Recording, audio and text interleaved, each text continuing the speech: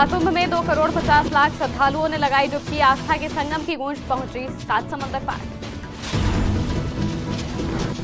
भारत मंडपम पहुंचे PM Narendra Modi. IMD के 150वें स्थापना दिवस समारोह में हुए शामिल। गुजरात में अमित शाह ने मनाया उत्तरायण का पर्व। पतंग उड़ाने का अमित शाह ने लिया आनंद। मिल्कीपुर से बीजेपी ने चंद्रभान पासवान को दिया टिकट। सपा सांसद अवधेश प्रसाद के बेटे से होगी टक्कर।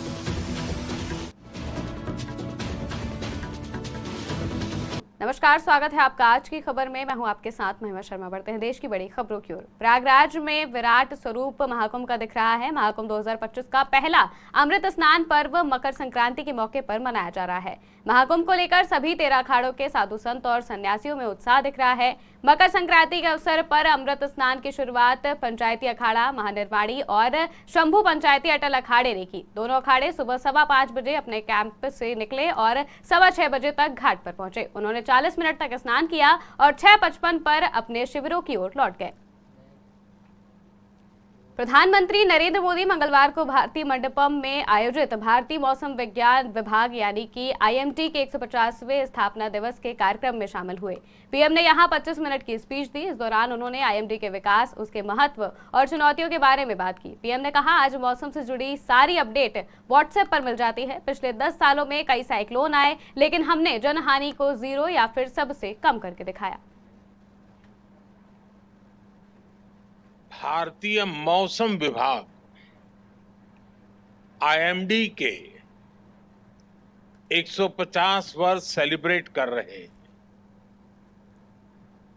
आईएमडी के ये 150 वर्ष ये केवल भारतीय मौसम विभाग की यात्रा है ऐसा नहीं है। ये हमारे भारत में आधुनिक साइंस और टेक्नोलॉजी की भी एक गौरवशाली यात्रा है। आईएमडी ने इन 150 वर्षों में न केवल करोड़ों भारतीयों की सेवा की है, बल्कि भारत की वैज्ञानिक यात्रा का भी प्रतीक बना है।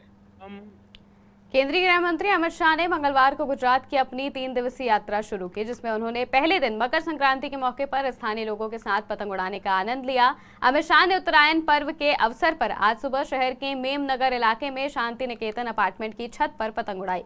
गुजरात में मकर संक्रांति को उत्तरायण भी कहा जाता है।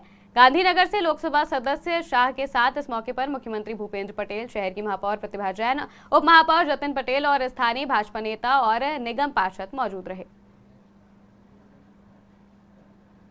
उत्तर प्रदेश के मिल्कीपुर विधानसभा सीट पर होने जा रहे उपचुनाव को लेकर भारतीय जनता पार्टी ने अपने उम्मीदवार का ऐलान कर दिया है। चंद्रभान पासवान पार्टी के उम्मीदवार घोषित किए गए हैं। समाजवादी पार्टी पहले से ही फैजाबाद सांसद अवधेश प्रसाद के बेटे अजित प्रसाद को प्रत्याशी घोषित कर चुकी है। वहीं भारतीय जनता पार्टी लोकसभा चुनाव 2024 में फैजाबाद सीट पर हार का बदला मिल्कीपुर उपचुनाव से चुकाने की तैयारी में है।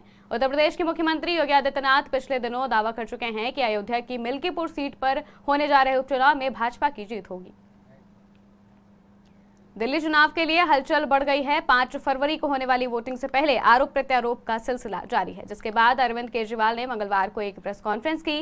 राहुल गांधी की रैली के बाद अरविंद केजरीवाल ने कांग्रेस नेता पर पलटवार किया है। उन्होंने कहा कि मैं राहुल के बयानों पर कोई टिप्पणी नहीं करूंगा। वो कांग्रेस बचाने के लिए लड़ रहे हैं, जबकि मेरी लड़ाई देश बचाने की है।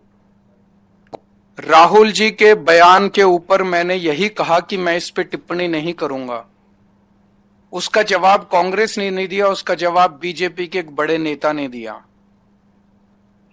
तो ये सारे बीजेपी और कांग्रेस मिलके दिल्ली की जनता के खिलाफ और दिल्ली के लोगों के खिलाफ और आम आदमी पार्टी के खिलाफ चुनाव लड़ रहे हैं।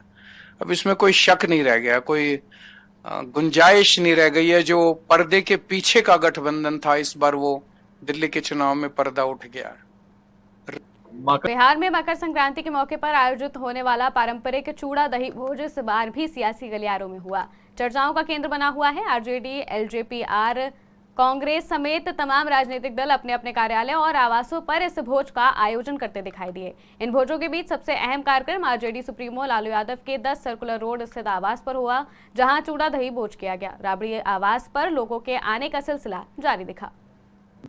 मकर संक्रांति की ढेरों सारी शुभकामनाएं सभी प्रेस मीडिया के सभी लोगों को, बिहार की तमाम जनता को, सभी लोगों को हम अपनी ओर से और अपने संगठन की ओर से भी मकर संक्रांति की ढेरों सारी शुभकामनाएं देते हैं। नीतीश जी को आने का कोई इनविटेशन हमको देने का मन नहीं है। नीतीश जी को एंट्री हम करने देंगे यहाँ 10 नंबर।